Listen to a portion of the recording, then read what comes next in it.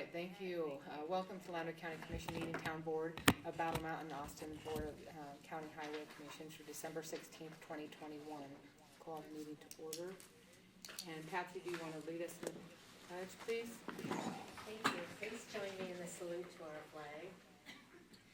I pledge allegiance to the flag of the United States of America and to the republic for which it stands, one nation, under God, indivisible, with liberty and justice for all.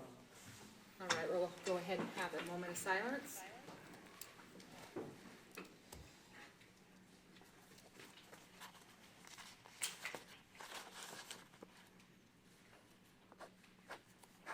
Okay, moving forward. Any agenda items may be taken out of order, may be combined for consideration by the public body. Any items may be pulled or removed from the agenda at any time. For public comment for non-agendized items, persons are invited to submit comments in writing and/or attend and make comments on non-agendized items at the board meeting, if any, and discussion of those comments at the discretion of the board. All public comments may be limited to 3 minutes per person, again at the discretion of the board. Reasonable restrictions may be placed on public comment based upon time, place, and manner, but public comment based upon viewpoint may not be restricted. Do we have any public comment? I do, yes. One of our fellow citizens in Austin gave me this to please read for public comment. It's from Jay Winrod. To Lander County Commission regarding the communication tower at the Austin Water and Sewer property. Recently, after observing additional construction on a tower near my residence, I am asking for assurance this equipment is safe. As I recall, there was no notification to the neighboring properties when the tower was initially built. Additionally, some years back, my understanding was the water tank right next to my residence undertook a lead abatement project. I witnessed dust from the sandblasting operation blowing unchecked and across my property, maybe elsewhere. Again, I would like assurance to the health and safety of this action. Please reply to, and he asked me to read that for public comment, so I will give this to our legal department and our county manager. Thank you. Any further public comment? All right, moving forward. For the consent agenda, all matters listed under the consent agenda are considered routine and may be acted upon by the Board of County Commissioners with one action without extensive discussion. Any member of the board or any citizens may request that an item be taken from the consent agenda, discussed and acted upon separately during this meeting. Consent agenda material are available at the Lander County Clerk's office for viewing, and copies are available for a nominal charge. All right, number one, approval of December 16th, 2020 amended agenda notice. Number two, approval of October 14th, 2021 meeting minutes. Number three, approval of October 28th, 2021 meeting minutes. Number four, approval of November 18th, 2021 meeting minutes. Number five, approval of November 30th, 2021 meeting minutes. Number six, approval of payroll change requests. So we have a motion. We need to fix the agenda. Okay. I didn't receive any of the minutes, so I will ask for. 1 second. What are we going to do? Item number 8, the parcel number on the agenda says 002023-13. It needs to be 002320-13. For item number 8. Okay, we need to pull that out then. Yes. Okay, so you want approval on number 6, which is the payroll change request? Yeah, 1 through 6. Just number 6. Okay, just number 6. Okay. Yeah. We did not receive any minutes, and we're pulling number 1, the agenda out. Okay. So, move to approve number 6. Second. All right. Patsy made the motion. Brian second. All in favor? Aye. Okay, and number 8 is corrected? Yes. Okay, so I move to approve. And we also need to add the last 3 numbers on the back of notice to persons with disabilities. It just says 635-5. It needs to say 635-5738. Okay, I move to approve the amended agenda notice as we had just corrected. Second. All right. So Patsy made that motion. Brian second. All in favor? Aye. I All right. So we're gonna do number 1. for discussion and possible action to approve, disapprove, payment of bills, except for check number, we're gonna pull out 213804, 213858. Are there any other? I need to pull out line 213801. Okay, so aside from those three, can I get a motion? Yeah, I'll make a motion that we approve the Okay, payment of bills without those checks in it. all right, a second. I'll second it. All right, so Art made the motion, JR second, all in favor? Aye. All right. And I move to approve check number 213804 and 213858. Second. So Patsy made the motion, Art second, all in favor? Aye. Aye. I abstain, I made to my employer. I'll make a motion to approve the last check, 213801.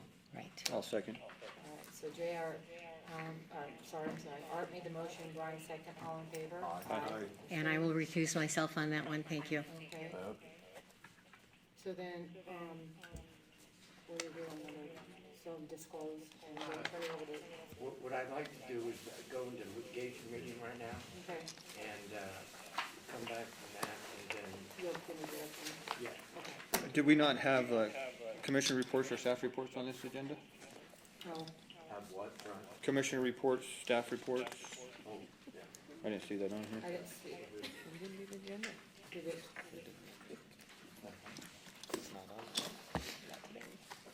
No, That's fine. Left off? We used the template from our special, Oh, and that was not added, and we've had, a brief report, we've had some staff changes. One of our employees did get moved to a different position within, well, two of our employees in the admin office moved to different positions within the county. So with that, we used their old template, and there was some miscommunications in that, I apologize. Okay. Can we can proceed. We can proceed with the rest of the meeting, or can we proceed with reports? No reports. No. Because it's not on the agenda. With the rest of the meeting, okay. And so when we go into closed litigation, we have to ask Miss Kathy to sit out of this one. So, you wanna just retire as a first?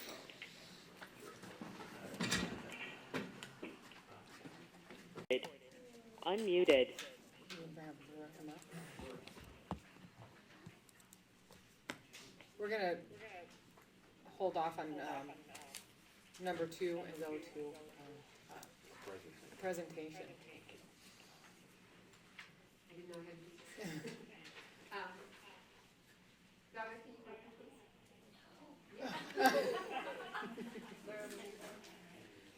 To hit the mic, please.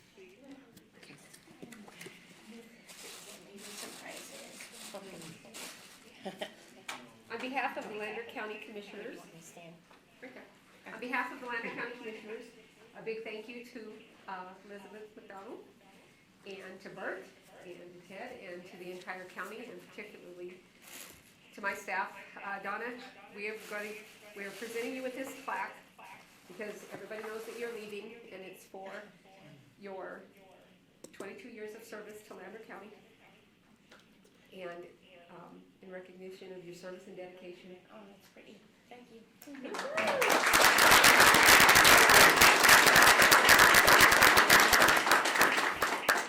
Thank you. Thank you. That was a nice surprise.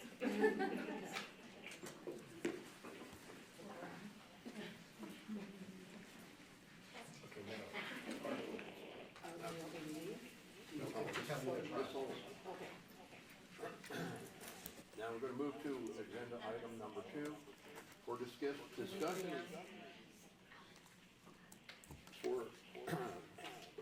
For discussion and possible action to interview applicants and appoint one as Lander County Clerk pursuant to NRS 245.170. All eligible applicants shall be interviewed by the board using the following process. In alphabetical order, each applicant shall appear before the board to be interviewed while the remaining applicants remain outside the chambers until their name is called. A short list of identical questions will be asked from the applicants and then each commissioner may ask each applicant on information that directly pertains to their individual letters and resumes. What we are going to do is we're going to rotate on the questions. Patsy will ask question 1, JR question 2, Brian 3, me 4, and we'll go through like that. After we have the questions, we'll have discussion amongst the commissioners, and we'll move to the next applicant. We will not have public comment, as it does not pertain to interviews. After we make our vote on the next clerk, we will ask the applicants to come back in and announce to them the results. So I would ask the applicants to leave at this time, and please put any electronic devices you may have on the administrative table. Thank you.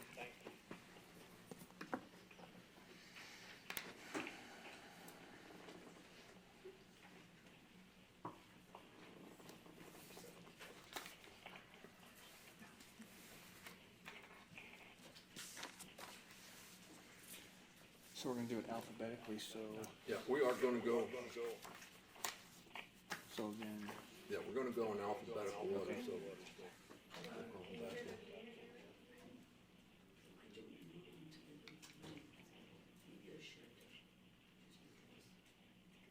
No, that wouldn't have it, no, that wouldn't have anything to do with what we're saying in the chambers. It's connected to her phone.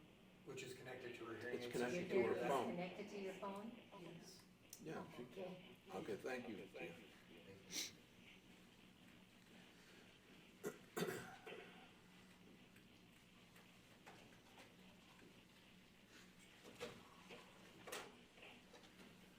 Clerk, would you go ask Kathy Ancho? thanks, Ron. Kathy Ancho. Oh, Ron's going.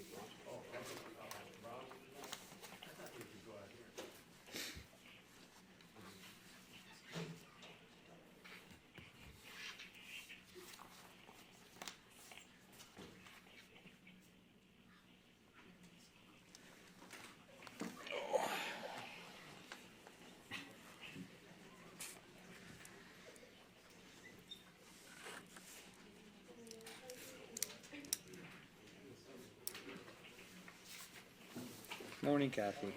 Morning, Kathy.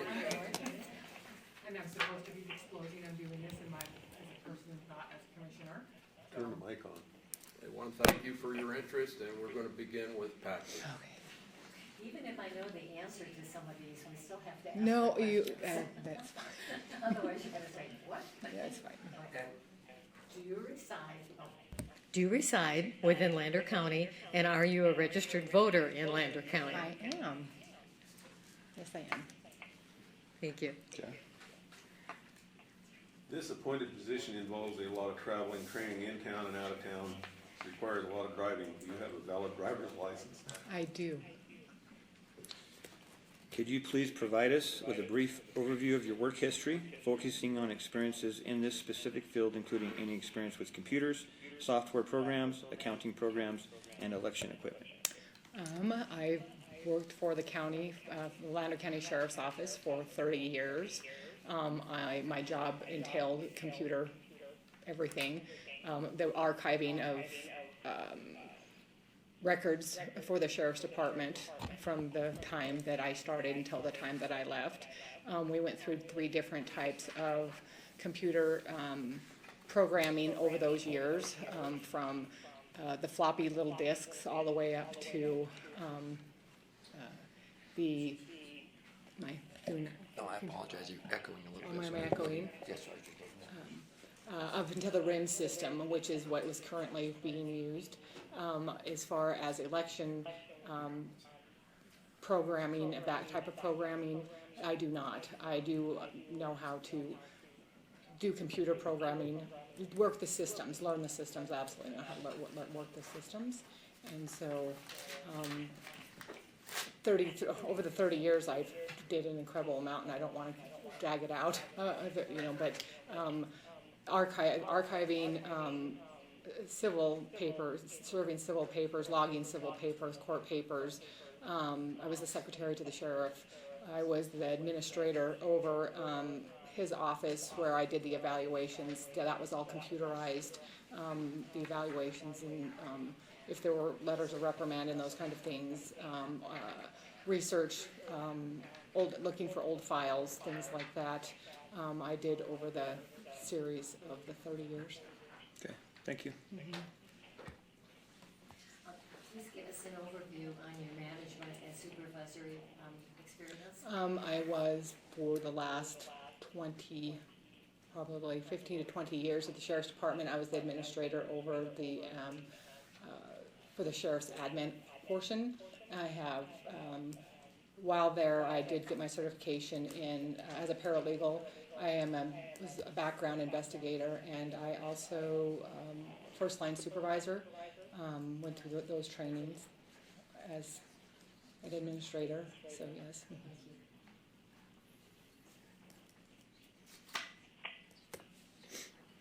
Number 5, Jay. Where do you see yourself in 5 years, and what are your career goals?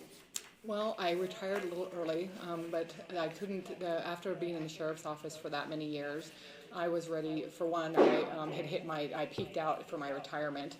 I retired for 1 year and sat in a chair and was bored to death. I'm an advocate. I have to stay busy, and I ran for this office. Muted. I love to be involved. Unmuted. And it's hard to be involved in this position. It's, there's certain guidelines, and I love to be involved and take the ball and run with it. I see myself, regardless of today's decision, I will still run for the office of clerk. When it comes up, I'll still run regardless, because I think I do a very good job, and that's where I see myself running with the clerk's office. I still have a long time before I will retire again. Thank you. There are many aspects of this job that are confidential. Would you have any problems keeping certain information you may learn confidential? No. Thank you. Can you tell us why you should be considered for this position? I think my entire life has been county government. That's all I know is government. I think that I am a patriot, and that I would love to see especially with the new system, I would like to be involved from the ground zero all the way up through the elections, and making sure that things are done correctly. And I'm not saying that it wasn't done correctly here. That's why I want to make sure that I say that. But I'm a researcher, and I'm very on for making sure things are done correctly. And I think I would enjoy it and do a very good job for the citizens of Lander County. No other questions? Thank you. Thank you, Kathy. Would you tell the next person who received? That would be Tina Marie. A, B.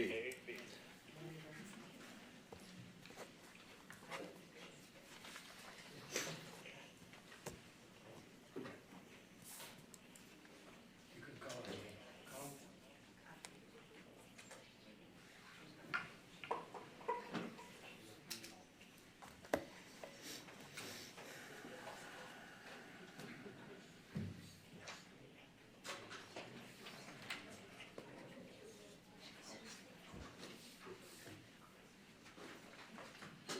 Good morning, Tina.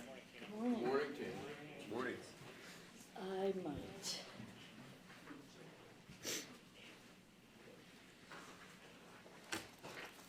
Patsy's going to start with the first question. Thank you for your interest. Thank you. Can you hear okay now? I am, thanks. Good, okay. Do you reside within Lander County, and are you a registered voter in Lander County? I am to both of those. Thank you. This appointed position involves a lot of traveling, training in town and out of town, requires a lot of driving. Do you have a valid driver's license? I do. Thank you. Could you please provide us with a brief overview of your work history, focusing on experiences in this specific field, including any experience with computers, software programs, accounting programs, and election equipment? Okay. So, my experience with computers starts back in the 80s. I am trained in BASIC and DOS, which nobody uses anymore. So technically I could program the computers. Am I loud enough? Yeah. Speak a little bit louder, yeah. Okay, I'm sorry. I have, I've got a brother who works for Intel, and so I have had brand new computers and computer training since they first came out. We had our first PC in the household, I think, in I want to say 1990, maybe 91. I have used computers extensively at work. I worked for Transwit Trucking, it's on there, on my resume, as the office manager, and was responsible for making sure the drivers were out, and I designed and completed the spreadsheets. I also handled the interaction between Transwit at Dunphy and the Omaha office, all through computers. I have been trained in probably 6 or 7 different software programs and mainframes for the different organizations I've worked with over the years. I have worked with state-based computer systems and mental health system.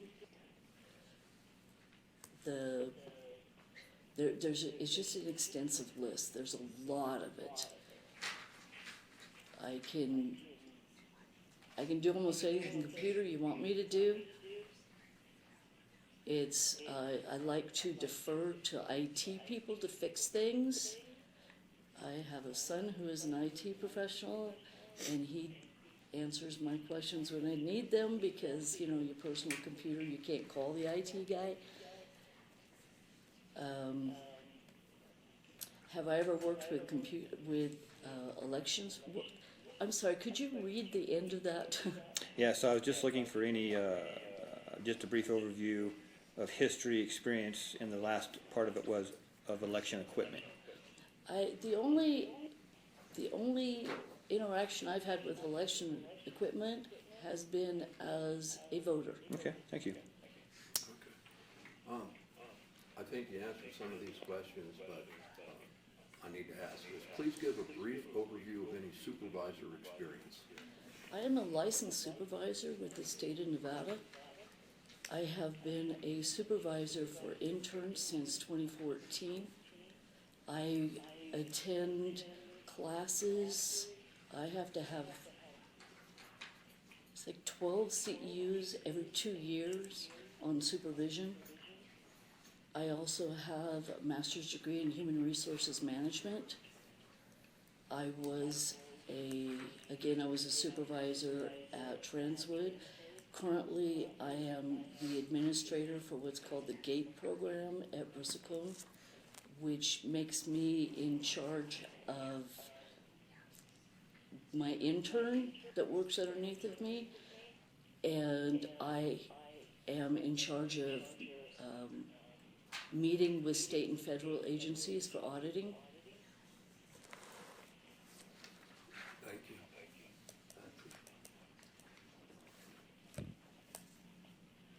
So Lanny, where do you see yourself in 5 years, and what are your career goals? I would like to be able to work exclusively in Lander County. That's where I want to see myself. I don't want to be, driving back and forth to Reno every week like I have been recently. My career goals are to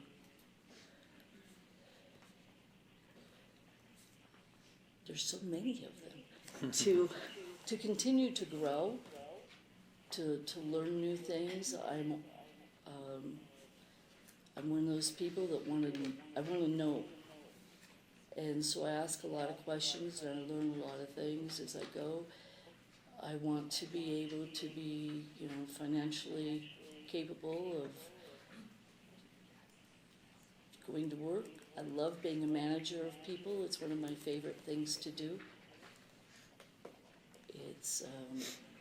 I have an extensive history of, like I said, interns and other people. I'd like to continue that.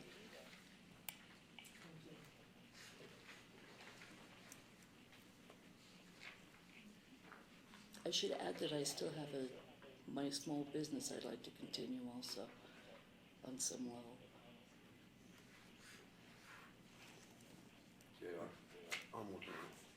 There are many aspects of this job that are confidential. Would you have any problems keeping certain information you may learn confidential?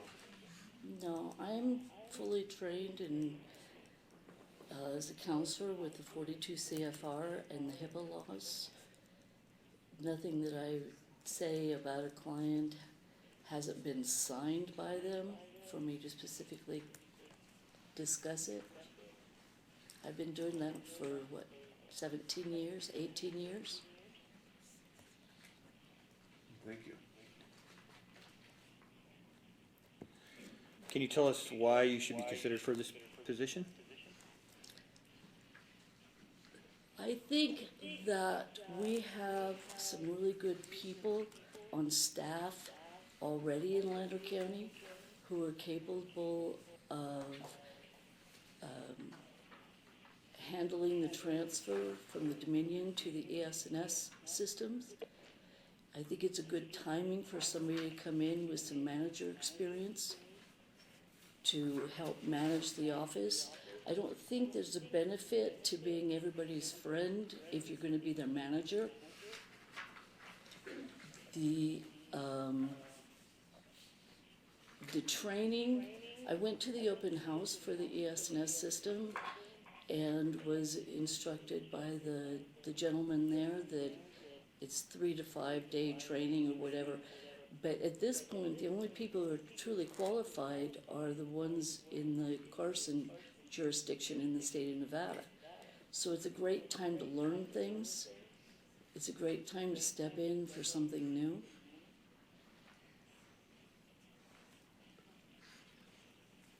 Thank you. Thank you, Tammy. I would like just a clarification on a couple of things here. You said when we asked for management experience and such, you said you were a supervisor manager over how many people? The state regulates you can have no more than 4 if it's a full-time job, because the amount of supervision that's required to make sure that your interns are keeping confidentiality and are building goals that are relevant to the job is extensive. So they don't, the most I've ever had was 3, and that was just recently. No, I take it back. I had 4, and then I kept 1 because they needed me to administrate the program more fully. Thank you. And your current position is with the clerk's office? No, my current position is I work for the drug court in town right now. I'm the substance abuse counselor there. Okay. I own my own business. I also own a DUI school in town. And I work in Reno at Bristlecone Family Resources as not just the gambling counselor, but I administrate the program, which involves me talking to the state on a weekly basis, to talk to federal agencies quarterly, and to sit through audits to make sure that all of the files and everything are accurate and correct. Okay, that was your comment about the traveling, so you're still Right. traveling. I got Yeah, it. I Thank you. travel I put 600 miles a week on my car. It's a long ways. Thank you. Thanks for your interest, Tina, and we'll, Ron, we need, Molly Gonzalez. So you need to call on the record the woman who applied for Malcolm. 1 second, Ron. I'm actually,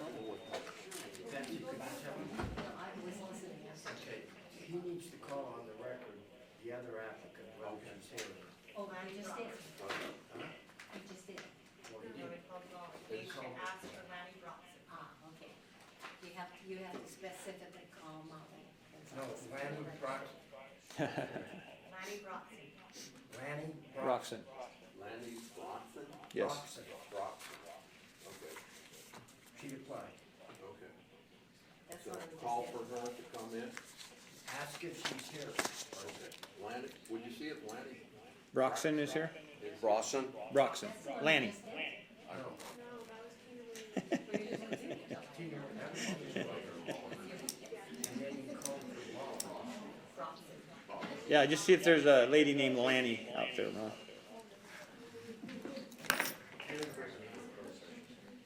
So she's not.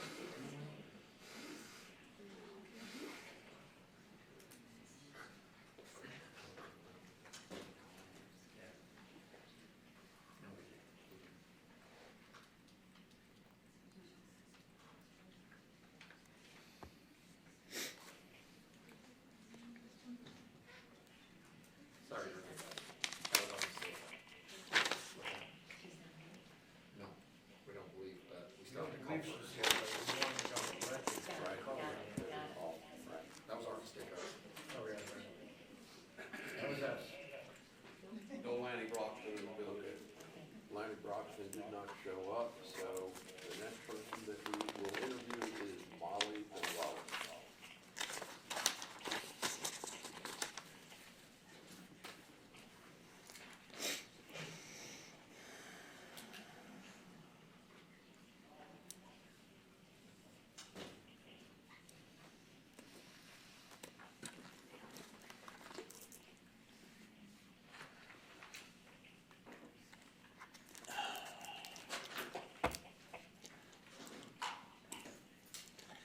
Good morning, Molly. Good morning, Molly. Good morning. Patsy will be asking the first question, and we're gonna rotate, so take it away, Patsy. Good morning, Patsy. Good morning. Yes, I know the answer, so forgive me. But we need to have it on the record. Do you reside in Lander County, and are you a registered voter? Yes, I do. Both.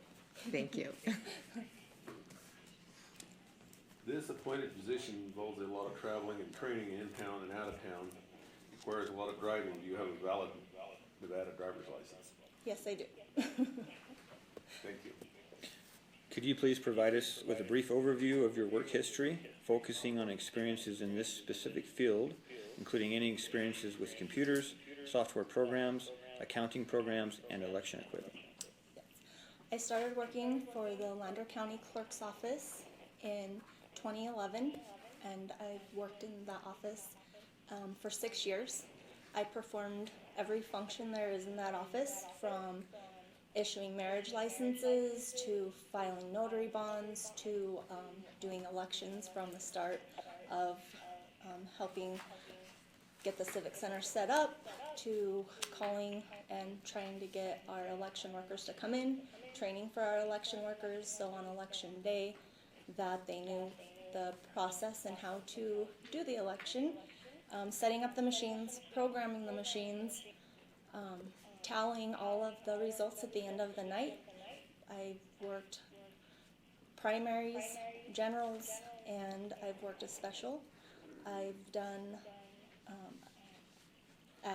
basically like a hand count. When there was a question on stuff, we went through and checked everything, and I've prepared and helped prepare the canvass of the vote to present to the commissioners for approval. Yeah. Oh. Okay, thank you. Please give us a brief overview of any supervisory or management history.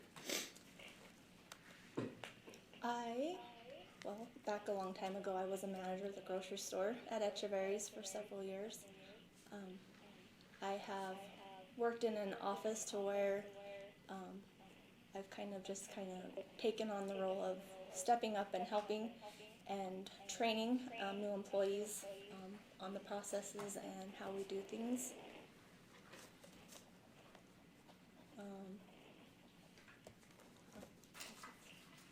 Thank you.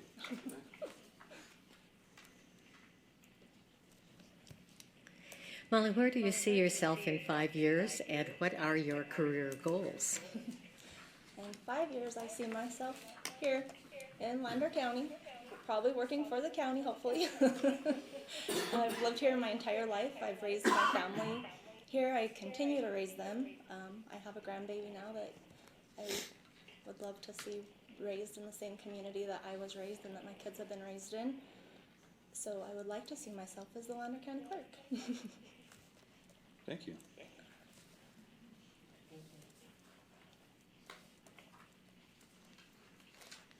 There are many aspects of this job, that are confidential. Would you have problems keeping certain information you may learn confidential? No, not at all. I've worked jobs with lots of confidentiality.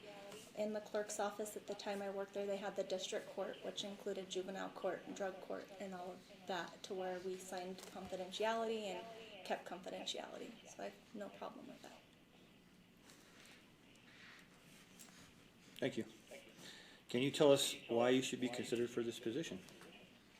I should be considered for this position because I am honest, I am loyal, I will do my best, work with integrity to serve the citizens of Lander County.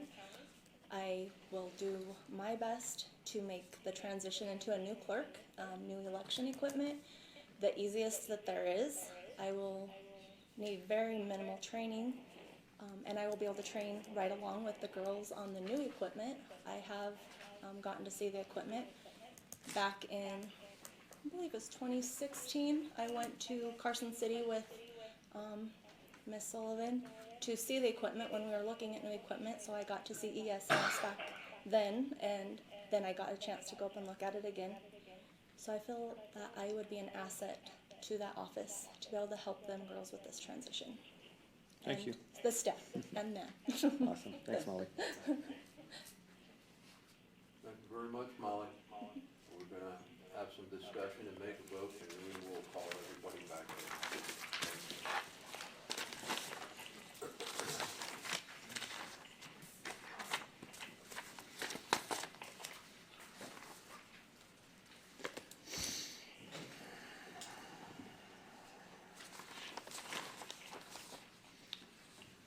Yeah, so, Anybody have a motion?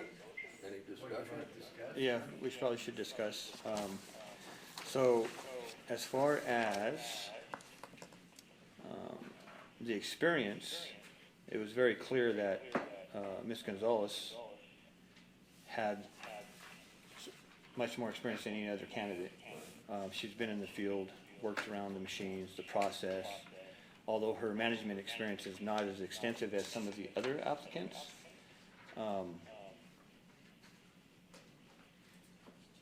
like what she had to say, that she stepped up and did trainings. Well, and the thing I noted with Molly too, she was the only one that stated on question 5, where do you see yourself in 5 years and what are your career goals? She was the only one that said, I see myself as Lander County Clerk. I thought that. Hopefully Lander County Clerk, but definitely working for the county. Yeah.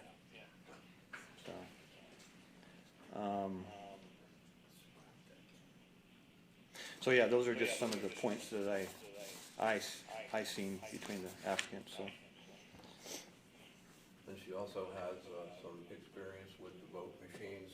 Well, that's what I liked, Process, yeah. all the aspects of Right. her involvement over the years with that office, and I think that's important. So, Patty? I definitely agree. We've watched Molly grow in Lander County for sure, and she has exceeded in absolutely everything we've ever asked her to do, I know. She is an asset no matter where we have her, but she certainly is the only one with any experience, and I know that Sadie has relied on her and a great deal. It's very, very important. And I really don't want to be out of line here when I say, but I have had numerous calls from people asking if Kathy would please stay on one more year as commissioner. I mean, that they didn't want to lose her in that position either, and so it's like, oh, this is true. I think we've had some that that certainly may stay with Lander and may run for the office next year. But election time is coming up, and this is critical next year. And no matter who runs, if they don't have any experience and the people actually elect them, they're coming into a year that's not electable, and they have a lot more training. So I think since it's up to us, I think I would be in favor of certainly Molly Gonzalez, so that we can get on with the experience that we have to get us through this tough election and new equipment coming up. I think Molly's worked at it for quite some time now, since 2011. And she's got the experience and the know-how, and I think she'd be a good candidate for the position.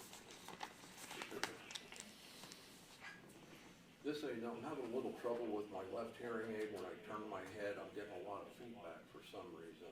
So that's why I keep going like this to try to find, so I can focus on what's being said. Do we have a motion? If there's no further questions, I'll make a motion. If there's no further questions, okay. So I'd make a motion that we appoint Molly Gonzalez as Lander County Clerk pursuant to NRS 245- or .170. I'll second the motion. And the position, she will take effect January 3rd, 2022. January 3rd? Is that January 3rd, Okay. 2022? And to take the position of Lander County Clerk January 3rd, 2022. Yes, she'll be appointed today, but the position will take effect January 3rd, 2022. And I second includes that. Patsy made a motion, Brian seconded. No. Brian made the motion. Okay, Brian made the motion, I second. Patsy seconded. Okay. Call for a vote. Aye. Aye. It's unanimous. Ron? Ron, would you bring the candidates back in? All three of them? Yes. Yeah. Bring them back in, please.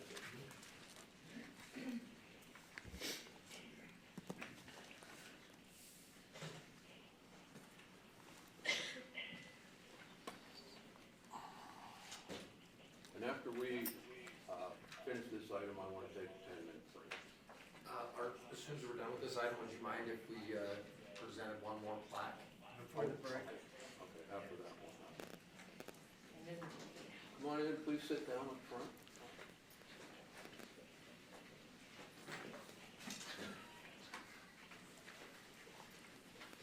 I want to thank each of you candidates for putting your necks out on the line and showing your interest. The board has decided that the next Lander County Clerk will be Molly Gonzalez. So, thank you.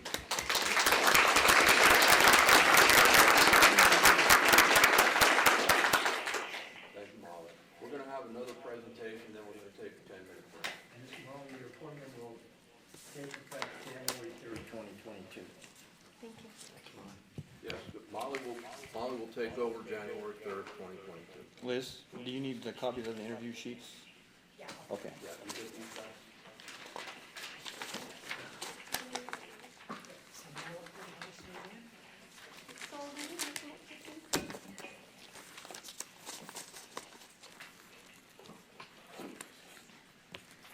On behalf of the commissioners in Lander County, we want to present you with a plaque for your not only years of service but dedication to the county. 18 years total, with 11 of it being in the clerk's office.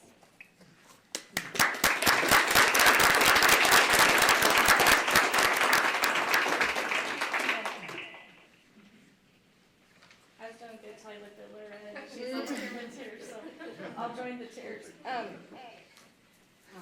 So we're gonna go ahead and take a 10-minute break. Thank you.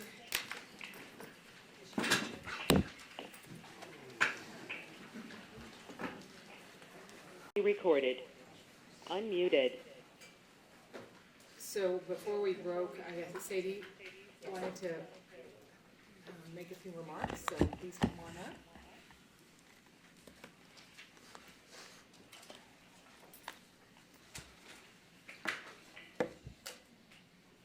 Okay, Sadie Sullivan, Lander County Clerk. Congratulations to Molly, and I think I didn't get to hear your interview, and I'm sorry I didn't make it in time. I think we had some great applicants and people that are here for the right reasons and in Lander County for, for a lifetime or what have you. What I wanted to say is, in 95, I came to work.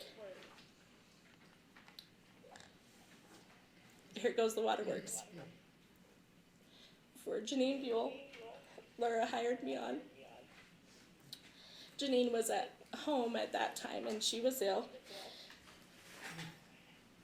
Thank you. So Laura gave me that opportunity to come and work for Lander County, and it's been great, and it's also been one hell of a ride, to say the least. Last night I did start to write down all the people that I had worked with, and I won't name them, but literally it's been over 100 people that I worked with direct. I worked in the assessor's office, clerk's office, treasurer's office. I filled in over at the administration. We have the bids, so we work with the road and bridge, Bert when he was down south, and so there's just so many departments that the clerk's office works with. And literally I started writing names, and I know I forgot some, and some have passed on, and they were all such great, people to train me and bring me where I am. And then lastly, I just wanted to state that I appreciate Liz and Lakin for ordering the plaque, and I want to wish you guys all a happy holiday. Thank you Thank very you, much. Sadie. For your years of service, Sadie.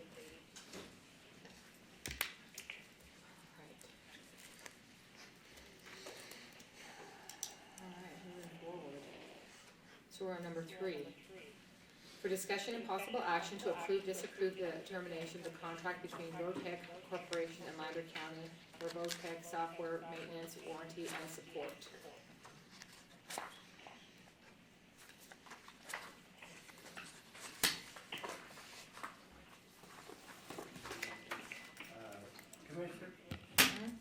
On number 3, the motion should reflect that if you approve the termination of the contract with Votech, what we have to do is transfer the data from the Votech machines to ES&S, and that's to take some time.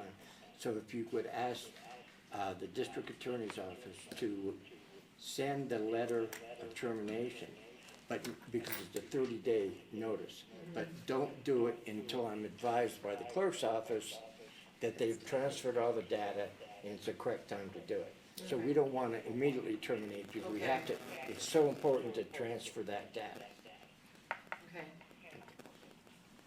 Is that all? That's it, right? Okay, I will make a motion that we terminate the contract between Votech Corporation and Lander County for their software maintenance, warranty, and support, and that we ask, We're on 3. what? Yeah, And that we- That's right. Okay, and that we ask our district attorney's office to send a letter requesting all of that information so that that can be sent to ES&S, and not to terminate until we have received all of the pertinent information. All right, second. I'll second it.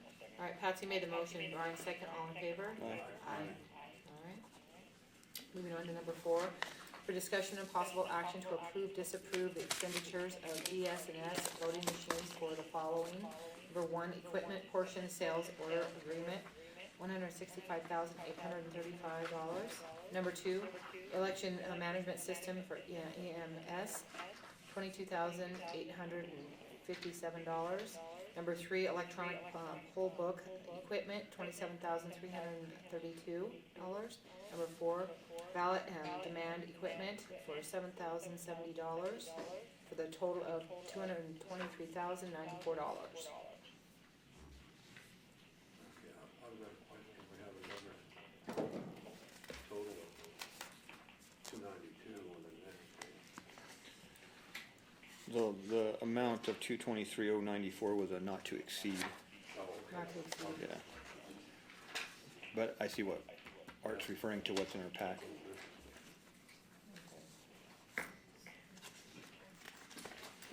Oh, okay. That's in the next item. Yeah, that's the next thing, yeah. Okay. All right, so do we have a motion? I'll make a motion that we, approve the expenditures for ES and S voting machines for the following: equipment portion and sales order agreement, $165,835. Election management system, EMS, $22,857.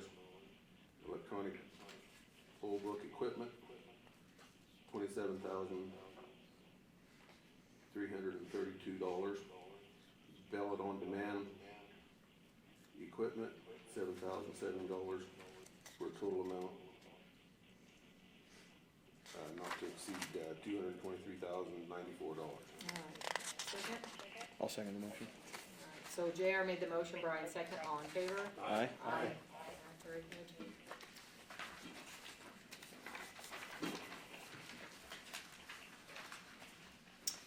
Next, number 5.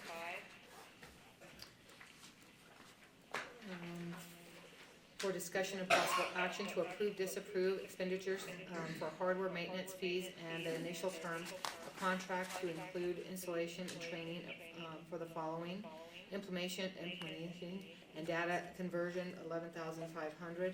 Hardware maintenance yearly, $5,685. Number 3, software maintenance yearly, $6,425. And number 4, firmware yearly, $3,115. Equipment installation, training, and sales order agreement, $42,370, for a total not to exceed $69,095. Okay.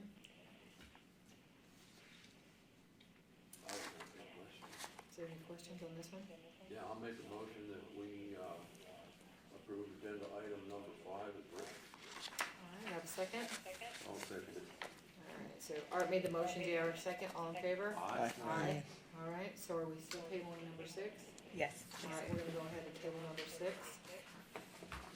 All right, moving on to number 7.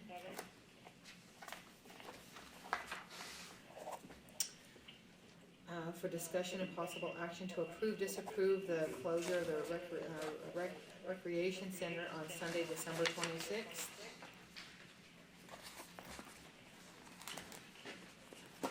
Good morning, Commissioners. Sean Baker for the record. Good morning, Sean. I put this agenda item on to close the rec center Sunday, the day after Christmas. I'm just asking if we can close. Normally, we would be open. It's all the high schoolers that are working that day, so I was hoping they could spend that time with their family. And it's just for the day after Christmas? Yes. I'm fine with it. Yeah. So we have a motion. I'll make a motion that we, close the, Rec center? rec center on Sunday, December 26th, 2021 for one day. I'll second. All right. JR made the motion, Brian second, all in favor? Aye. Aye. All right, very good. I have one more question, and I know this isn't on the agenda, so Ted can beat me up later. I gotta kind of fall on my sword. Last year, we had a motion to close the county for Christmas Eve and New Year's Day, which was already a holiday, and the rec center fell in line with that too. This year it falls on a holiday, so the county already has it off, and so I was just as long as everyone is okay with the rec center falling with the county like we did last year. That's for your information only. Okay. Yes, I don't want a motion that No, we would get us can't all in do a trouble. motion, yeah. Basically for your information. Okay. But if there's any concern or anything, I would take questions after this and we can go over it. Okay. Well, we'd have to have a special session to override it. Yes, and last year we made we had an agenda item last year for the whole county, but this year Yeah. it falls on a holiday already and the county's already off. Okay, thank you, Commissioners. Thanks. All right, moving on to number 8. For discussion and possible action to approve, disapprove the zone change TC tourist commercial to C2 general commercial, parcel number 002-32013, southwest corner of 305 and Old Highway 8A. This was approved by the Planning Commission on December 28, 2020 with no conditions. Is that the property on this side of Old 8A or the other side? So that's right next to the sheriff's department. Yes. Right Yes. next to it? Sheriff's Right department. next to Okay, it, yes. And I do believe that we have, some individuals online, if, I'm not sure if they could make it today or not, but I believe that they are online that may speak to this. Keith, are you on there by chance? Actually, being zoned tourist commercial, includes a lot of different things. I think, and one of them is a mobile home park. So For by, tourist commercial or for? no, tourist commercial. So by changing to general commercial, we're actually doing a favor for the businesses, because when loan companies take a look at that, if they're gonna loan a business and they see it's tourist commercial, they really shy away from some of that.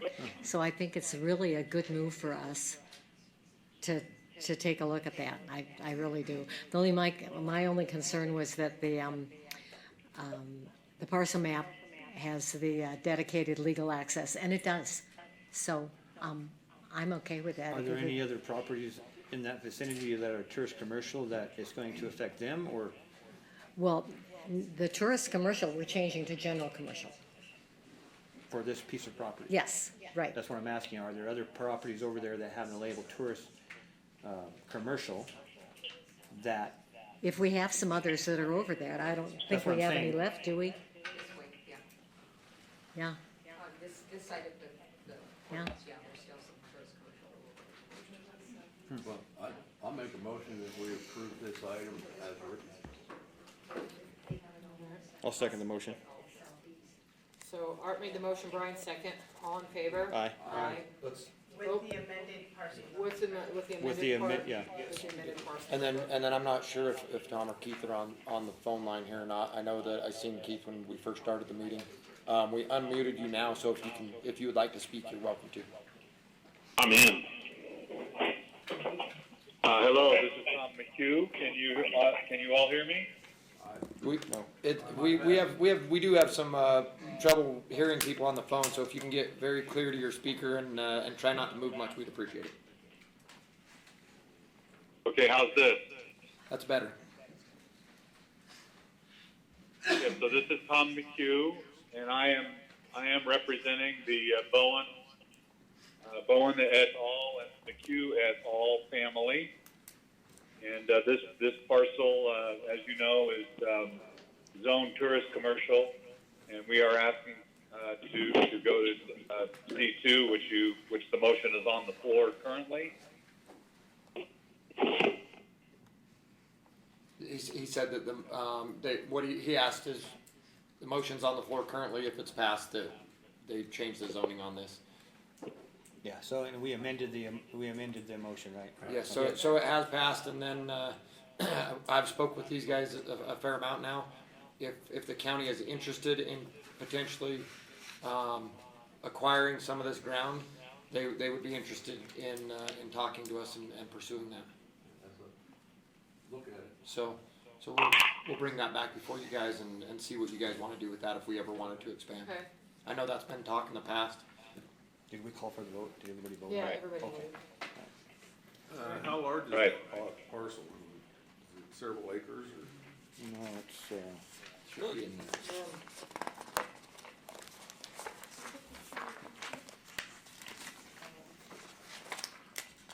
We do own the 9.3? parcel. Can you still hear me okay? Yes, sir. We do own the parcel adjacent to this parcel, and we would be interested in entertaining a conversation with you about that parcel as well. Okay, we sure appreciate it. The commission did pass it. Thank I'm you not very sure if you much. caught that or not. I did. Thank you very much, Commissioners. We really appreciate it. Thank you. Muted. All right, Unmuted. moving forward, item number 9, for discussion of possible action to approve, disapprove the modification or repeal of LCC 9.16.010 and LCC 9.16020, the discharge of firearms. Okay, so let's start the discussion. I'd like Ron Unger to put in on this. Under Commissioners, He don't want to.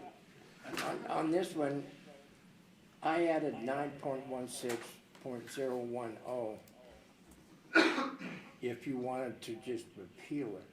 I've also included 9.16.020 in case you wanted to amend it and add an exemption, because it's my understanding how it came to me was that Lander County residents wanted to go and shoot rabbits at night, spotlighting. And if we just eliminate the ordinance, then I don't think that would be good. People could be shooting firearms at night in the town area. So we want to, if you want to change it, then we need to restructure it to not allow it within town boundaries. Right, exactly, for sure. And, but we can do that also with, under 9.16.020 on the exceptions. And, we could put in, that they can, for instance, spotlight with rabbits outside of town boundaries at night. What, In coyotes. yeah, how are our neighboring counties, Elko and Humboldt? Because they Elko hold like is county identical tournaments. to us. Humboldt County has no restrictions. So they don't even have an ordinance? No. Okay. And Elko does it how? It's identical to us. To this one? Yes. Is there an exemption, because I thought they hold, like, night tournaments for coyotes in Elko, from my understanding. No, I don't believe they do. Is I it think it's Humboldt? Humboldt. Okay. Thank you, Commissioners. Jerry Annis for the record. I appreciate the comments that Mr. Herrera just made, that some discussion additional discussion may be necessary. I'm not here to give my opinion on this, but what I do feel is that it may be premature to be voting on this today. The reason being, I feel that there's a number of people that could potentially, in the county, that could potentially be affected by this, that have had no input to date. I happened to be at a county advisory board for wildlife this past Monday night.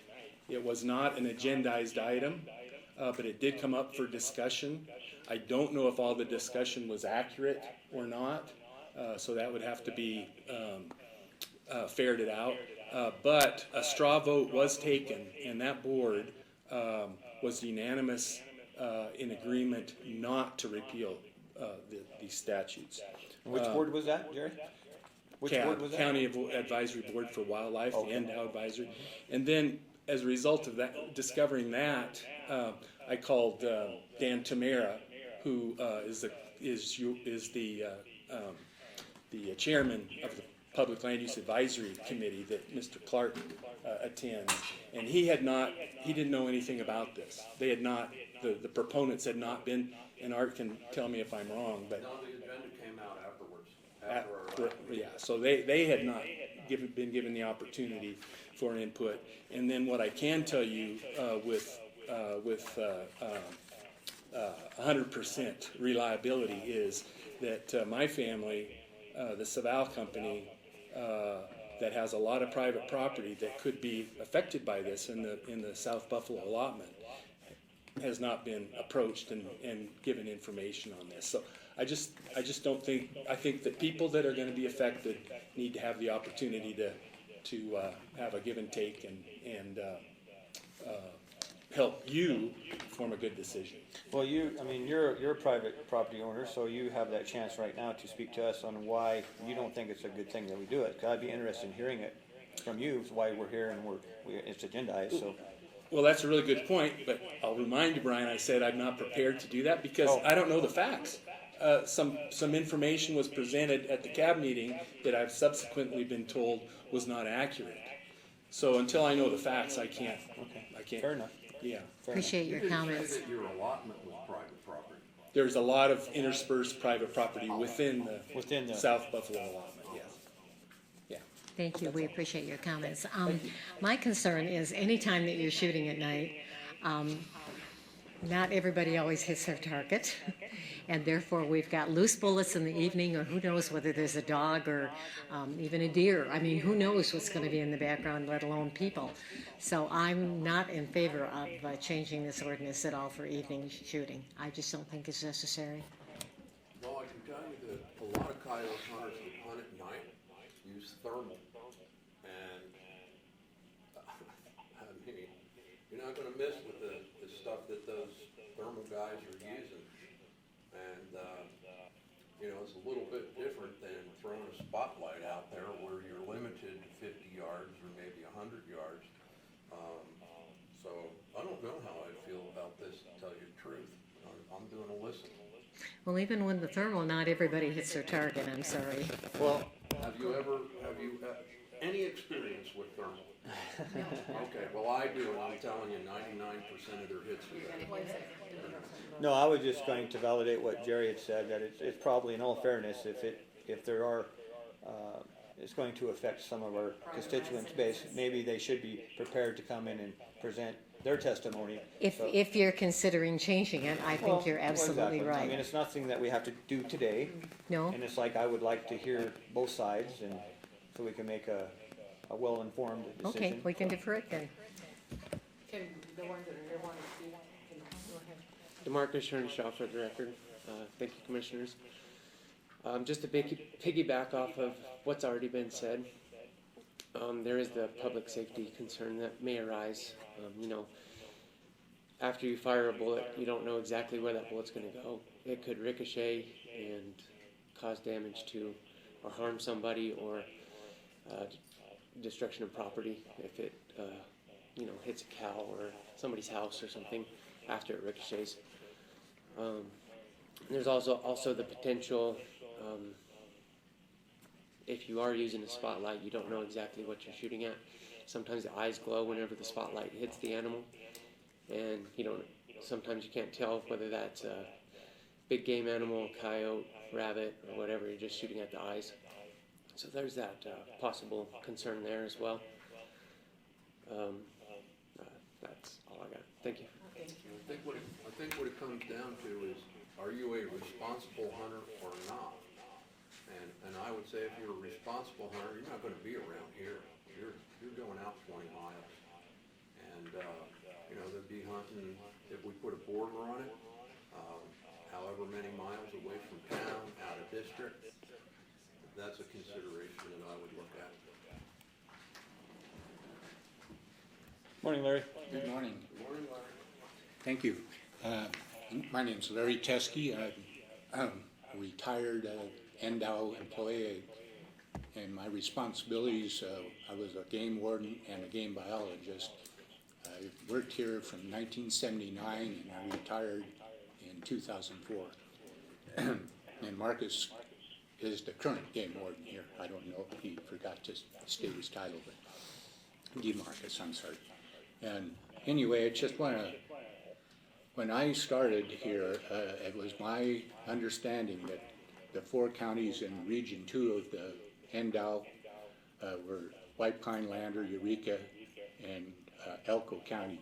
All of those counties at that time had the same ordinance. And it was to protect, the wildlife laws are to protect the wildlife, protect people, and protect property. So the state didn't have a statute on the night shooting. You only have shooting hours for game animals and stuff.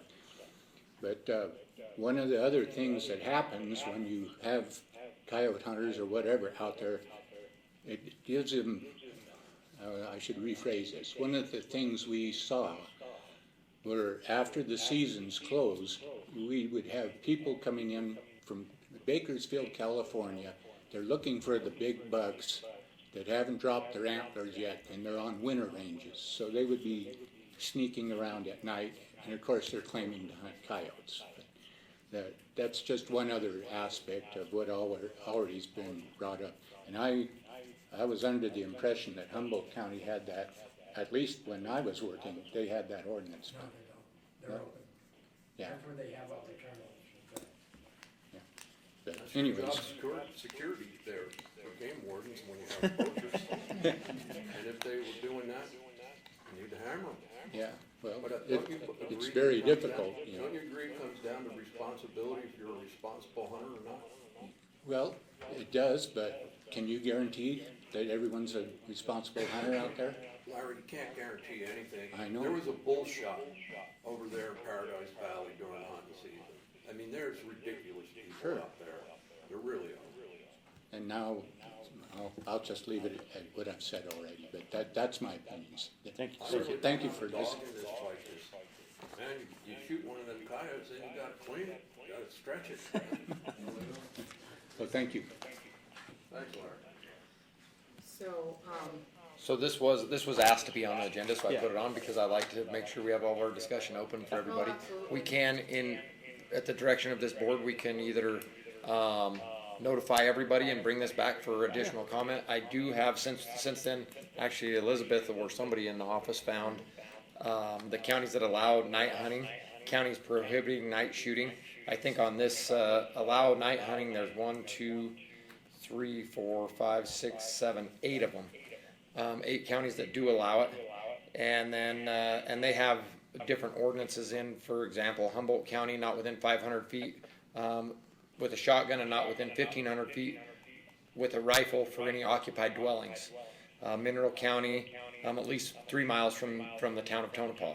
Esmeralda County must be at least a mile away from occupied residence. Carson City County, you got to see the ordinances on the firearms. Story County, see the ordinance on the firearms. Churchill County, see ordinance on congested areas. So there's a variety pack of ways that they structure these things, and if the desire is for us to continue moving forward and asking everybody to come and present, I will happily gather that up. If the desire is to leave this alone, we will. Whatever this board. I think we should give. I mean, I'm all about not having too many laws, you know what I'm saying? I mean, if, like Art said, if we're responsible, some of that stuff would probably need to be updated. I don't know when it was written, 1,500 yards, and we have ultra magnums now that can shoot that, you know? So it's like, I think we can, after hearing the testimony, if we elect to do it, there's a sensible way that we could structure it to where, in a safe way, in a safe manner, to where. As safe as possibly could Right. be, and I would agree, and I would like to see you come back with an agenda item with those different ordinances, and then we would have more information on what other counties do, and, you know. Yes, and I think that I can research some of the law that I think Jerry has some, you know, he brought up, me and him had a conversation yesterday or the day before. And some of the laws of what you are allowed to do on private property. I think that if the law says you can't discharge a firearm after hours, that even on, that stands for private property, am I correct? Or DeMarcus might be able to answer that one for us. Depending on the county ordinance might be different than state law, so. Yeah, so. County ordinances. So I think is what we'll do is we'll research that. That'll answer some of Jerry's questions and some of the concerns that we have and bring it back maybe. And when next pull-off meeting, I'll bring it up, and we'll get an opinion from pull-off, because Jerry's right. You know, pull-off wasn't given a chance by virtue of the timelines. The agenda was published for this particular item after the pull-off meeting, so, yeah, I'll do that. I'll take it to pull-off and see what they're. Since Bert brought it up, in regard to.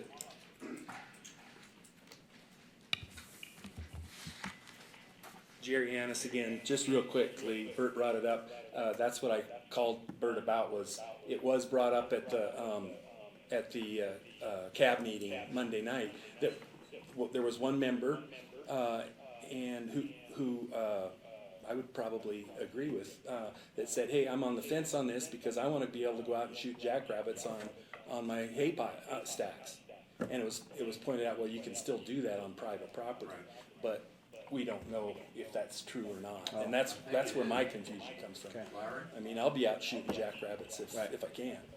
Do you know if that, can you, come on up. Thank you. DeMarcus, you wanna come up? You may know the old law, you should know the new law. Now, the question is private property, can the rancher go out and shoot jackrabbits that are on their hay? At night with the spotlight. At night. state law? Yes, through state law, you can, to Private protect your. On the private property, Yeah, they're to okay? protect your No crops. deer, no deer. No, Jeff? Okay, thank you. So, yeah, we'll go ahead and bring this back, so everybody Yes. has them. So Jerry, if I misspoke, I got to apologize because I know my sister did get cited for shooting rabbits at night on private property in Lander County. This was years back, so I'm not sure if the state law was followed and the county wasn't. Well, why don't you try to get, the old game warden and the new game warden into your office and talk about this, because they're effective. Yeah, Amy Nelson, one quick thing that'll add more work to you, so I apologize, but it'd be nice to follow up with some of those counties and see how it's working, what's going well and what's not, the ones that have this looser policy. For sure. Because maybe there's something we don't know that they're doing that's working. For sure. And I agree with Larry. I have no dog in this fight either. It doesn't matter to me. I'm usually in bed by 7 anymore. But there's a lot that happens at night that nobody wants to have happen. But I also see some of the other side of this to where you can't make laws for criminals. Criminals are criminals. So we'll do what we can to get the word out and bring it back and see where it goes. All right, very good. We're getting a feedback today, are we? That's good. That's good? No, I'm saying it's just an echo. I think it's an echo that might be coming from that one. Yours is on. I can't turn mine on. Let me. Oh, boy, now one. Okay. I thought you were gonna talk. No, he's just turning that on. All right, so we're gonna go ahead and move forward. Unless anyone wants to make a motion on that. I think I got the directions. All right. All right. So we're gonna go ahead and move forward. Number 10, for discussion of possible action to approve, disapprove, adopt the planning and zoning procedure manual prepared by Rodgers Incorporated. So I didn't get to give my update, but I would like to congratulate Miss Caitlin. She is ditching me in my office, and she's going to be down there and take over Kyla's job. Nice. Congratulations. Congratulations. Yes, congratulations, Miss Caitlin. I've been cussing her ever since.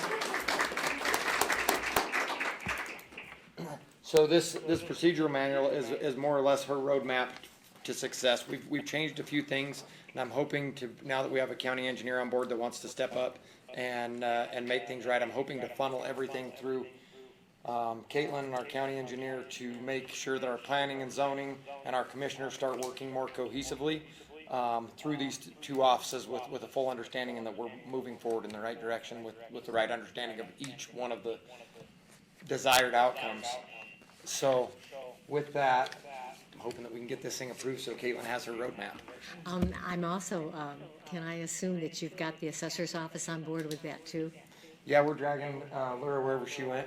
Yes, we're Because she has the history involved. You aren't and, kidding. you know, on what's been going on and what comes forward. And even though it goes through the planning commission so many times, we need to know that it's double checked with the assessor's office too. So Commissioner, it's double checked with Laura's office and then my office. that's great. And we're putting together a computer system that will house all these things. AM Engineering can get up here and speak on this, Aaron can. But we're putting together a computer system with Laura that will house all this, and it should make this a much more fluid process for everybody.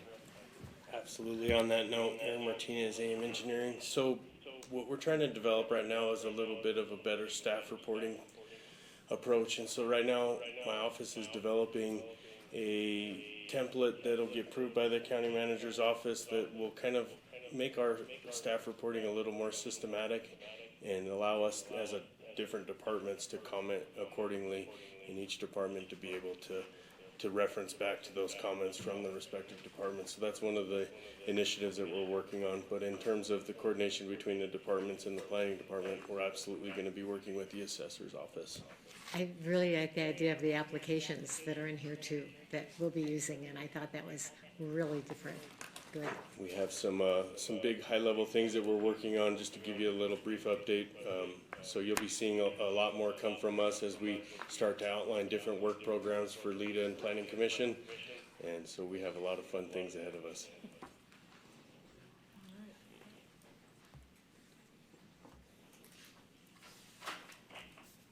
Well, if there's no more discussion, I'll make a motion that we approve and adopt the planning and zoning procedure manual prepared by Rodgers Inc. Brian made the motion, JR second, all in favor? Aye. All right, very good, thank you. Thank you. Moving forward for number 11, for discussion and possible action to approve, disapprove the bid award of PWP-LA 2021-062 to H. E. Honeywell Construction for Civic Center parking lot paving in the amount not to exceed $276,433.20.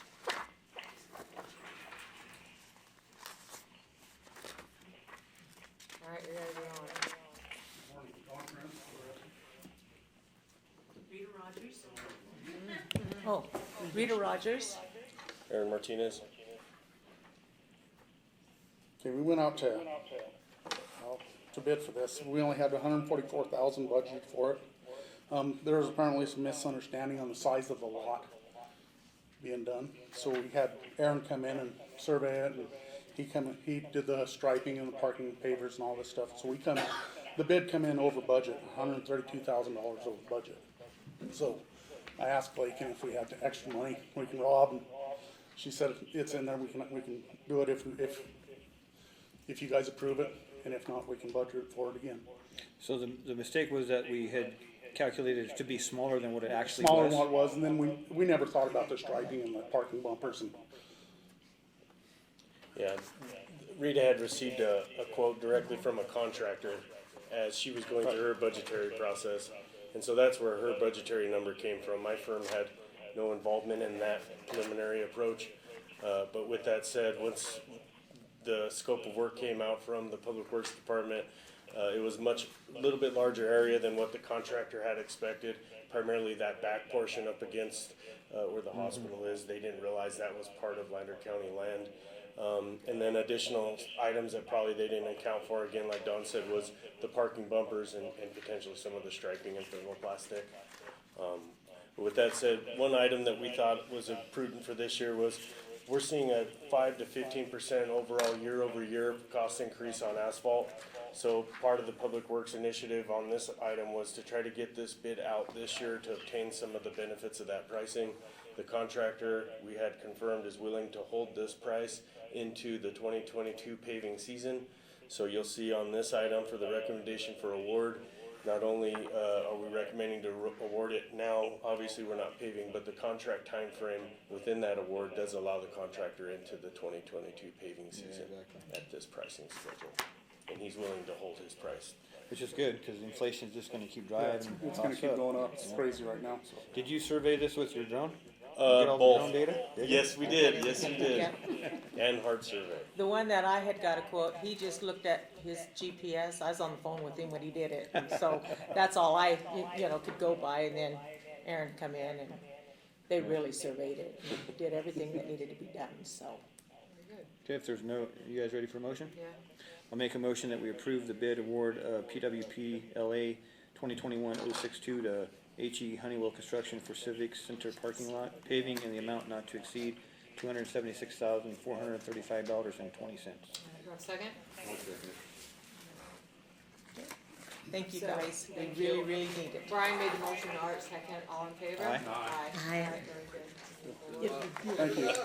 No more weeds growing in the middle of it. All right. Moving to number 12, for discussion and possible action to approve, disapprove the parcel map application for Battle Mountain Land Company LLC, splitting one parcel into two parcels. Parcel A being 6.71 acres, parcel B being 5 acres, parcel C being 5 acres, and then parcel D being 84.06 acres, located within section 33 township 32 North Range 45 East APN 011-220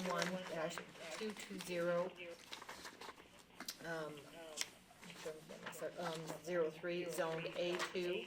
This was approved by the Planning Commission on November 17th, 2021 with no conditions. So where's this at exactly? I can't quite make that landmark out on the map on the right-hand side. So, Isaac Morrison for the record. I was gonna suggest maybe we try to do 13 first, because 13 is the subsequent parcel map, tentative map, that outlines this whole kind of process. It's up to you guys if you guys would rather just do the parcel map. You could probably open up 13. So open up 13 and go ahead and read it in? And read it in and let him explain it. Right. Okay.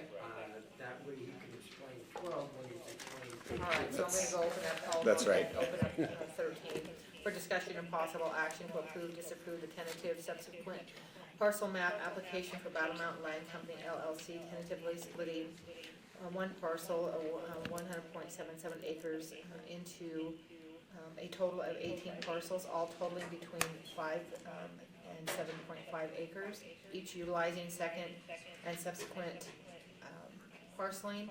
APN 011-220-03, zoned A2. This was approved by the Planning Commission on October 20th, 2021 without conditions. Okay, so we talked about both of them now. Yeah, so this parcel, it's on the east side of Hilltop, about, I don't know, mile and a half down from the interchange where they're putting in the new Golden Gate. So it's kind of an irregular shaped parcel. You know, when we divide, and of course this is so common naturally of the 4 parcels, because the access is always my concern, because we've got some history where we do not have access to some of the properties, and so I couldn't really read it on the map either, but I did call Laura to make sure that that the legal access was designated on the parcel map, and it is. Now, as far as the other one, where he's dividing into the 18 parcels, the minute you go over 4 parcels, then you come under the NRS, and it's a subdivision. So we don't have to be as concerned with what's on there, because everything is laid out by the state, which protects us too. So does that kind of... Yes, that's exactly what we're trying to shoot for here. Okay. And then as far as access goes, apart from the few parcels to the north, everything's got paved, existing county road paved access, so. Yeah. So this road on the map right here, that's Hilltop? That's Road? Hilltop, yep. And then on the east side, is 1800 East Street, which is also a paved road and goes all the way up, I believe, all the way up to the frontage road. So you're gonna be pretty close to where the water line goes across. On the north side, yeah, that's the water line kind of touches into the north side, but not down farther south where these first parcels are getting split off, but yeah. Well, I'm going to take number 12 first, and I'm going to make a recommendation and a motion to approve the parcel map application for Battle Mountain Land Company LLC, splitting one parcel into 4 parcels. And this was approved out of the Planning Commission on November 17th with no conditions. All right, second. I'll second it. All right, Patsy made the motion, Brian second, all in favor? Aye. All right. So that's 13. close to that gravel pit over there too? Yeah, that gravel pit is kind of due east of where the water line comes in and jogs north, and then these parcels are due south of that existing gravel pit.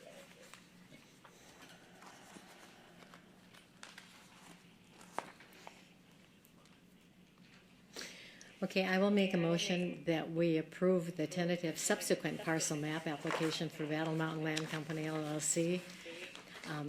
Tentatively splitting one parcel, which is the 100.77 acres, into a total of 18 parcels, all totaling between 5 and 7.5 acres.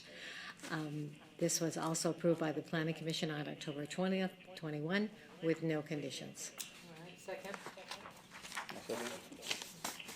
So Patsy made the motion, Brian second, all in favor? Aye. All right, very good, thank you. Thank you. Good luck, Chapman.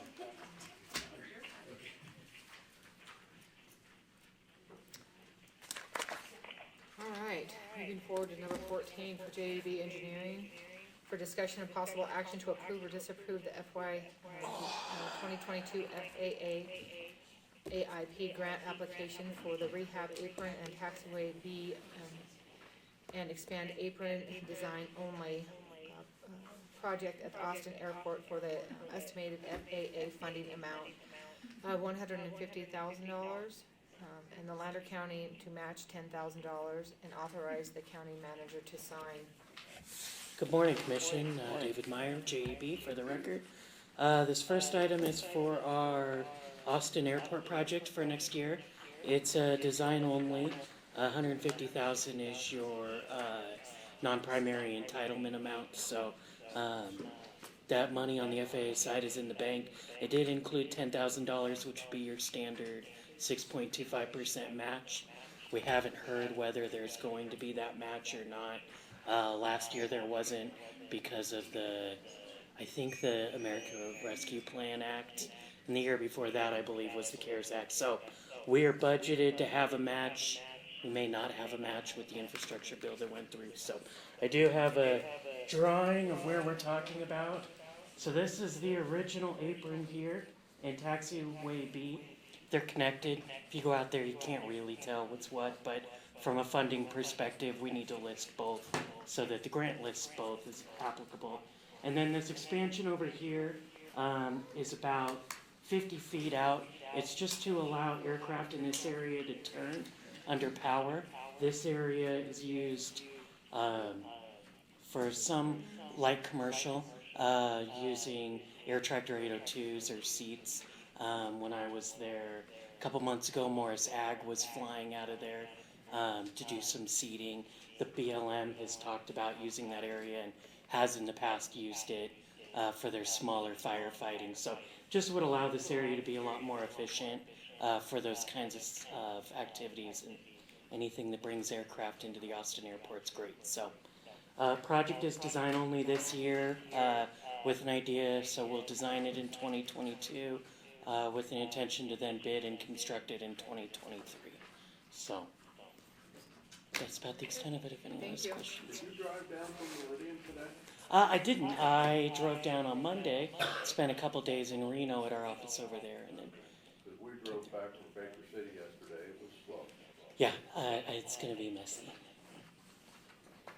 All right, so do we have any? I will make a motion that we approve the fiscal year 2022 FAA AIP grant application for the rehab apron and taxiway B and expand apron design only project at the Austin Airport for an estimated FAA funding amount of $150,000 with a county match of $10,000 and authorize county manager to sign. Okay, a second? I'll second it. All right. So Patsy made the motion, JR second, all in favor? Aye. All right, very good. So, number 15, for discussion and possible action to approve or disapprove the FYI 2022 FAA AIP grant for the constructed, the taxi lanes bidding and construction project for the Battle Mountain Airport, an estimated FAA funding amount of $421,875. Lander County match will be $28,135, and authorize the county manager to sign. Alrighty, so this is the Battle Mountain project. So this project is under design this year with our current grants. So the timeline is to go out to bid in April and construct it in the summer. So 3 taxi lanes. This far taxi lane serves the county's hangars that were installed in 2016. The contractor during the apron project did pave the aprons in front of those, so we'll be able to tie asphalt into asphalt and get, clean track all the way up to those, so that'll be a big improvement. So, state for the record, the county did pay for that asphalt in front of the aprons, because those are not FAA eligible. I'd just like to mention that the federal government reimburses us up to like 93 or 94% for. And 93.75 is the FAA share. 94%. Yep. So, and same thing with this one, we're budgeting it with the understanding that that 6.25% match will be there. We haven't heard final determination on that. So, the other 2 taxi lanes, this one will serve, this calling it taxi lane 4, it serves Rick Harless's shade hangers on the FBO side. And then the little one here serves the shorter covered building. So, we talked about this last time. There's not a taxi lane shown on the ALP here because of this building. It's constructed on a slant, so it doesn't have the correct separation here at the bottom. I will also state for the record, Rick Harless disagrees with that, but that's how it is now. So this is just to construct the project that's currently under design, and once we bid this, depending on where bids come in, if we need more money, I'll be back in front of you. Very good. So, Do we have a motion or any questions? I have read, for the record, I have read the paperwork on both of these. I've read all the paperwork on both of these submitted to my office, 67 pages on one, 69 on the other. yeah, the FAA loves their paperwork. Well, I'll make a motion on this item to pass it as presented in the agenda. All right, second? I'll second it. All right, so Art made the motion, Brian second, all in favor? All right, very good. And I would just, I'd just like to make comment that, you know, JUB and the work that they do for the county, they far exceed above anything that we could even imagine for airports. So I appreciate the work and want the record to reflect that. I can appreciate that. Thank you. So, thank you, Commission, and Merry Christmas to you and all the county. So, 10-minute break, please. This conference will now be recorded. Unmuted. All right, going back to number 16. For discussion and possible action to approve, disapprove the fiscal year 2020-2021 audit report after a slideshow presentation by CPA Chad B. Atkinson of Hilton and Burrick CPA and Advisors. Good morning, members of the commission. Can you hear me okay? Yeah, somewhat. Let me turn up my sound a little bit.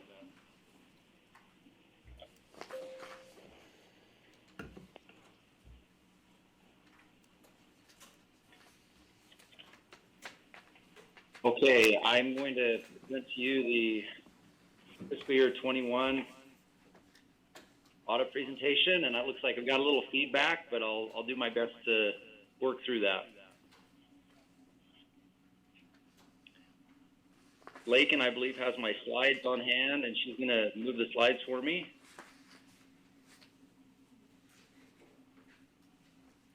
So first of all, I would like to say thank you to the county staff for the opportunity to get through the audit. Thankful for their participation, providing information to us to complete the work.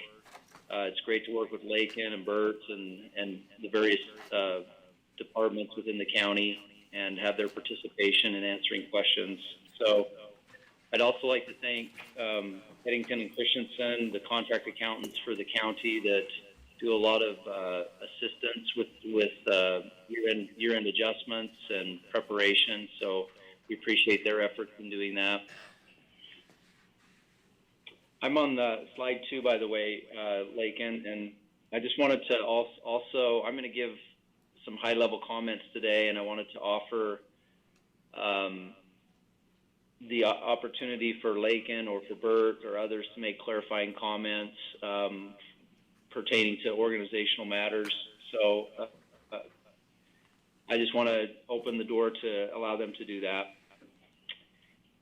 Okay. A couple of things in your statements this year that I wanted to alert you to. I'm assuming you have copies of the statements in front of you, either electronically or a hard copy. First one is in note 1, you'll find a section called New Pronouncements. There was a new governmental accounting standard that was implemented for the county, statement number 84, pertaining to fiduciary activities. And as a result of implementing that standard, there's now a little bit of a reporting change. Lander County Convention and Tourism Authority, after it completes its audit with its independent auditors, its numbers from the audit are actually presented in the county statements.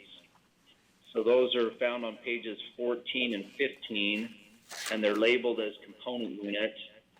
So I'm not going to go into the details of those, but those are essentially, after the audit is completed, we just put those numbers into the county statements for presentation purposes. Another matter that I wanted to bring up was in note number 19 in your statements, the county has been in discussions with the Army Corps of Engineers about some projects that have done in past years. During the year, the Army Corps of Engineers began intercepting some of the county's revenues related to that dispute. And so the revenues that were intercepted by the county, by the Army Corps of Engineers, were actually recorded as a prior period adjustment in the county statements. And we've got a disclosure on that in note number 19 if you wanted to review that, and let me know if you have any questions about that. And finally, on note 20, there's a government combination that took place during fiscal year 21. The Austin Water and Austin Sewer Departments were previously reported as fiduciary funds to the county, but now have been moved to proprietary funds in the county's financial statements. So just wanted to alert you to that, and I'll go over a little bit of that information today in the rest of my presentation. So moving to slide number 3, the audit for the fiscal year 21, we issued an independent auditor's report on page 1. That's an unmodified or clean opinion on the financial statements as presented to you. In our report on internal controls over financial reporting on compliance, page 129, I wanted to congratulate the county for actually clearing some prior year findings. Lakin and Bird have been focused on identifying real solutions for some of the findings and overcoming the roadblocks there. And so I'm happy to present that the findings that are listed there on the slide were overcome from the previous fiscal year. So congratulations on that. We still have 2 significant deficiencies that were reissued, and I'll talk about that on the next slide. So let's go to slide number 4. Pertaining to internal controls, there were 2 matters that were reissued. The compensated absence policy payout policy. We went through and did our audit work on compensated absences payouts, and we didn't find any problems or issues. It seems like all of the approvals and things that were there. There's still a little bit of confusion on the part of staff on how those payouts should take place and what the policy is. And so our reissuance of this finding is simply to the commission to continue to clarify that policy where possible.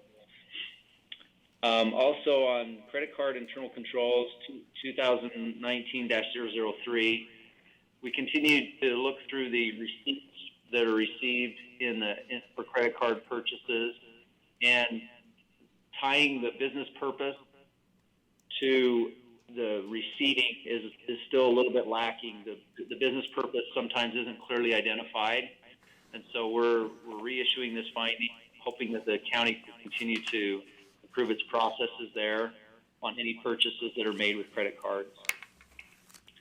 So I'm going to pause right there and see if you have any questions before I go into financial highlights.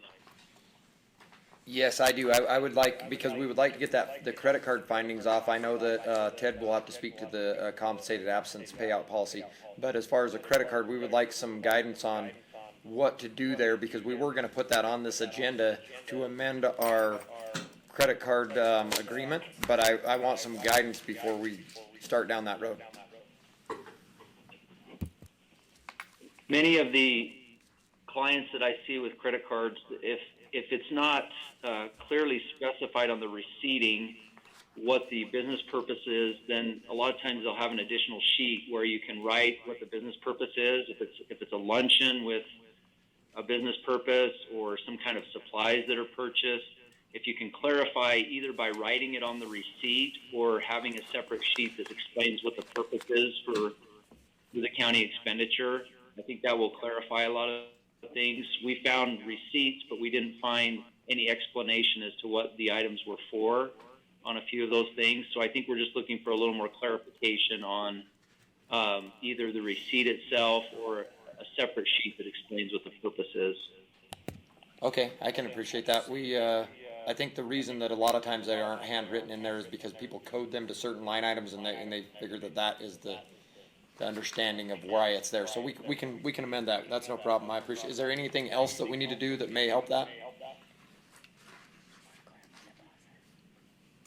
May I ask for a clarification on that too, because we were done last year on the credit cards, but my understanding was we did not have backup.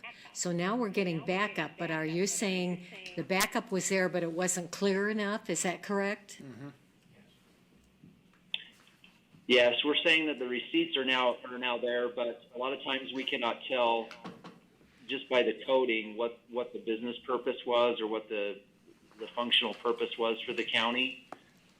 There were just a few items that were purchased that were lacking clarity there. So we're hoping for either for it to be written on the receipt or have some kind of explanation. Perfect. Thank you. That's easy. Yes.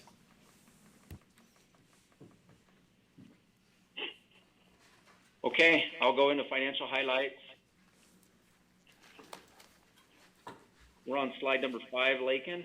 I'm going to give you a chance either to look at your hard copy financial statements or electronically. We're going to look at just page 18 for a moment, if you want to go there.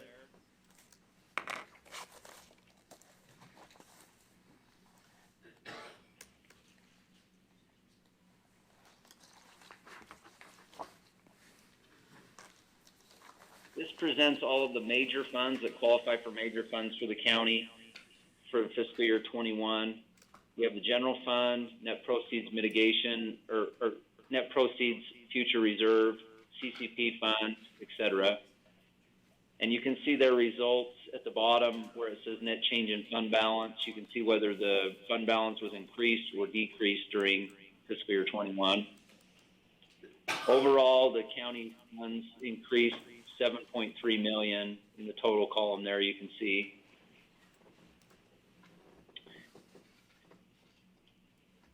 Also, I wanted to give you a chance to look at page 21. This is your statement of revenues and expenditures for your proprietary funds. You have 3 major funds that qualify: Battle Mountain Water, Battle Mountain Sewer, and Austin Water. The overall change in these funds is the change in net position, third line from the bottom, that shows whether these were improving or declining during the year. One of the things that I mentioned earlier is we did have a special item, government combination in Austin Water. You can see all the resources that came from Austin Water are recorded on that line just above it for $4.5 million. That includes all the assets and related equipment and things like that that came from that combination.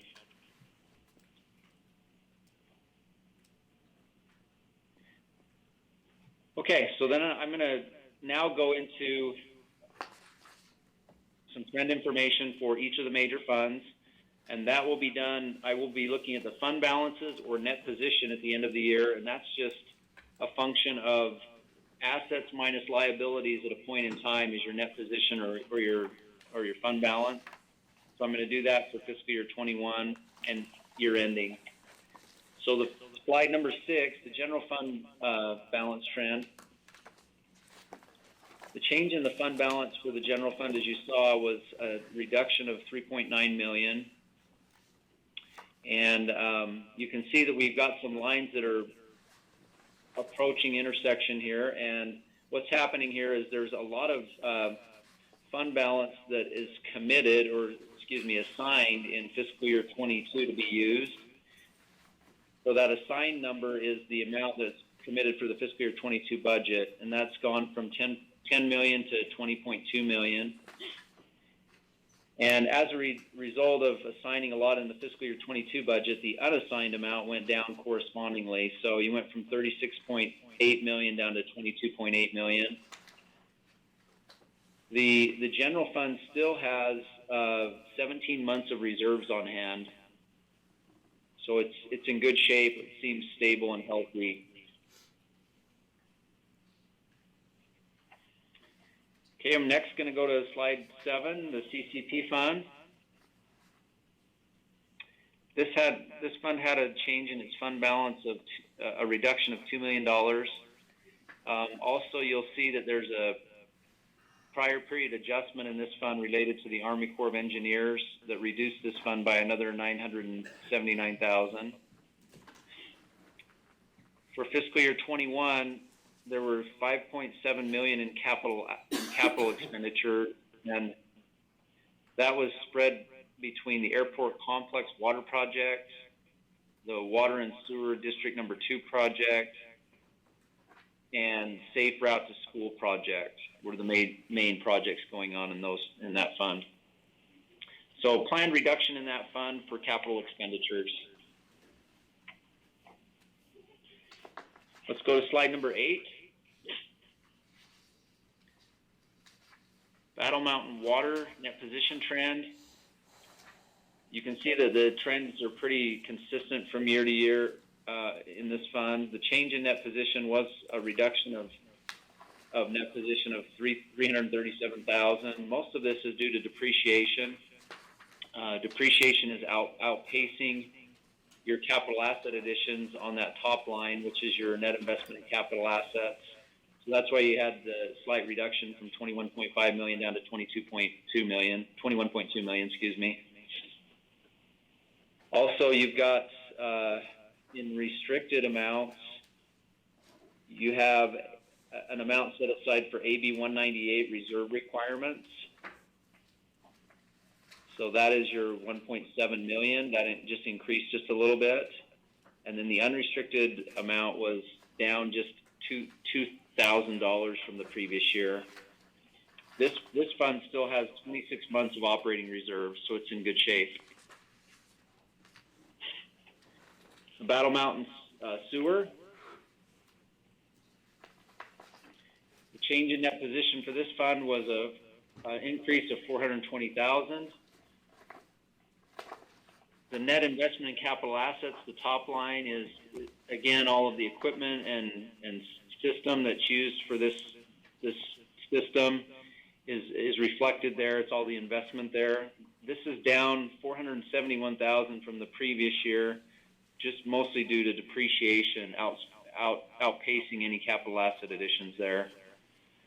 The restricted amount is set aside for county option sales tax reserve, and that's up from the previous year. And finally, the unrestricted amount was up $220,000, and this has 91 months of operating reserves set aside in its funds. Finally, the cash balance trend. The governmental cash is up $6.6 million, and the business type cash was up $948,000.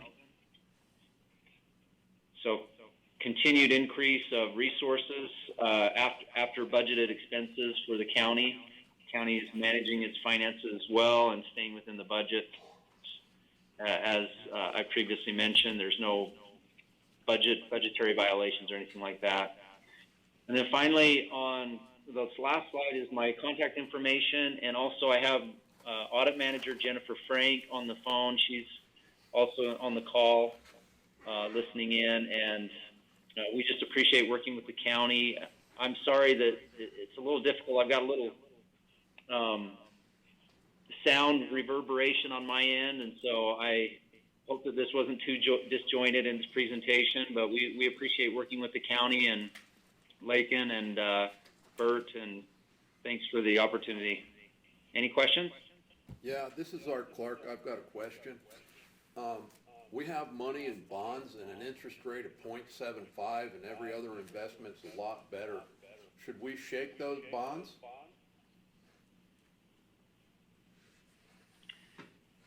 You know, investment decisions are really not in my wheelhouse. I would probably reach out to your investment brokers on that and talk to them about that. They'll probably have a good response for you, better than I would have. Yeah, you watch the bond market and 30-year yield it's not there anymore. there are a few restrictions from the NRS point of view on what you can invest in, but I think your investment brokers are well versed in that, and they'll guide you to maybe some more beneficial investments that you could look at. Okay, Any other questions? thank you.